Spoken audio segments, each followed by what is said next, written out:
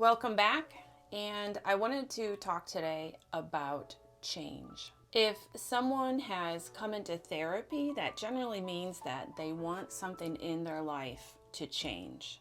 That may be their job, their relationships, how they feel about themselves, how they feel about others. And by the time someone is in therapy, they may have tried to change themselves and they just don't know how, and that's why they're asking for help. One of the things that I've noticed about the difficulties of changing certain aspects of one's life, whether it's themselves or if it's a situation that they're in, is that underneath all of that is there tends to be the belief that something cannot change.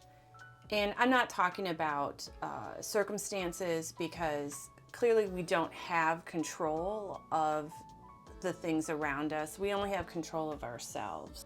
So sometimes it's about not so much changing circumstances as it is acceptance of circumstances.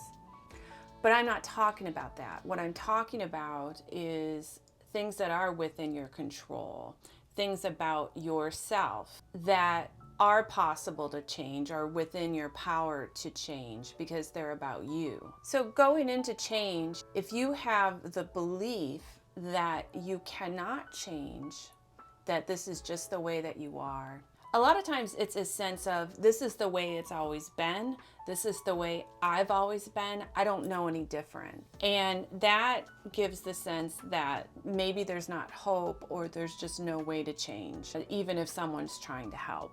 If we observe things though, it's clear that things change anyway without us doing anything. How many of you have gone back to your hometown and noticed how many things have changed while you haven't been there?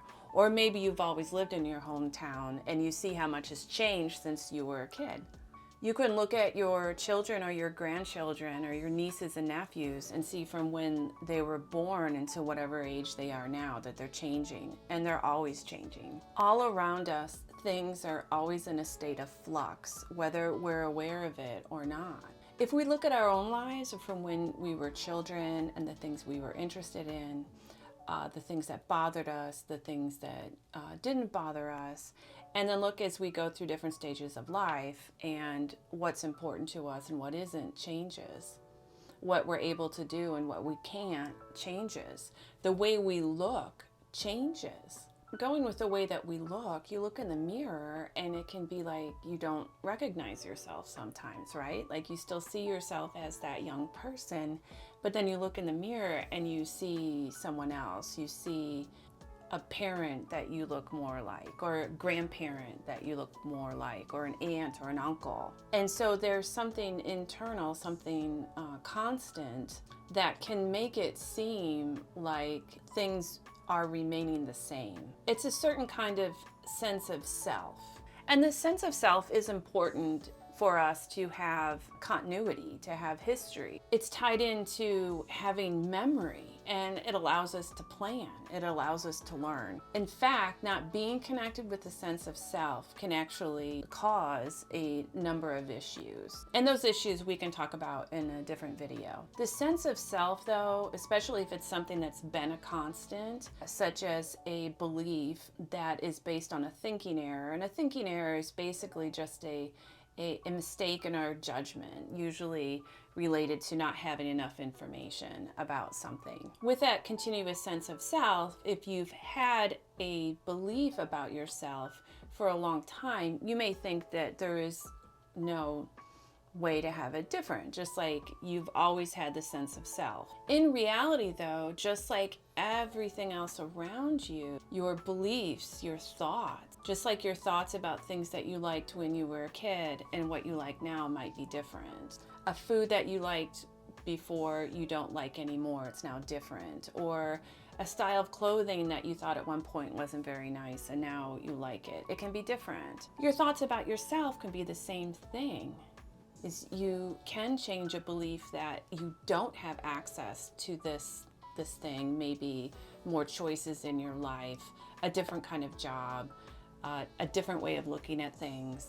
you do have access to it. These things can change. And you can find examples in your life where over time things have changed for you. Things that you believe, things that you like, things that you don't like, things that you're doing, things that you're not doing. What's different is that sometimes in the course of therapy, or maybe when you're just making changes in your life, or you would like to have changes in your life, is that this may be more conscious and deliberate, and it may be having you step outside your comfort zone by choice. So often the changes that we do end up experiencing end up coming more from external sources where something in our life has changed and we have to change along with it to keep up.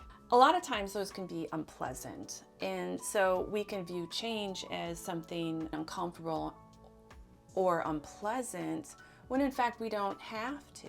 We can make the conscious choice to change certain aspects of our life and try new things, be open to trial and error, be open to the potential of maybe not getting it right the first time and having to try again.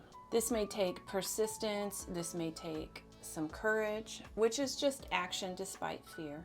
But once we get comfortable with starting to change certain aspects of our life, then we find that maybe it's not so bad. And what other parts of my life could I change? What other parts of my life have I believed just have to be this way? This is just the way it is. This is just the way I am. This is just my lot in life. And then that can help our mind to expand and to try other things. So today I encourage you to think of what are some things in your life that you've experienced for as long as you can remember. And if they were different, it could really make a difference. And you would like for them to be different. Is it something that you're doing? Is it a hobby? Is it a job? Is it merely a state of mind? And then be curious, is this something that could change even if it's never been different? Or could you explore the past and think of times when maybe, even if just for a brief second, it was different? And if that's the case, what was going on at that time that it was different? And what could you do now to help recreate that experience? Self-directed change in your life is possible. I hope today's video was helpful. My name is Bethany Brunn. I'm a licensed mental health counselor, and I hope today's message helped you to get back to you. Bye-bye.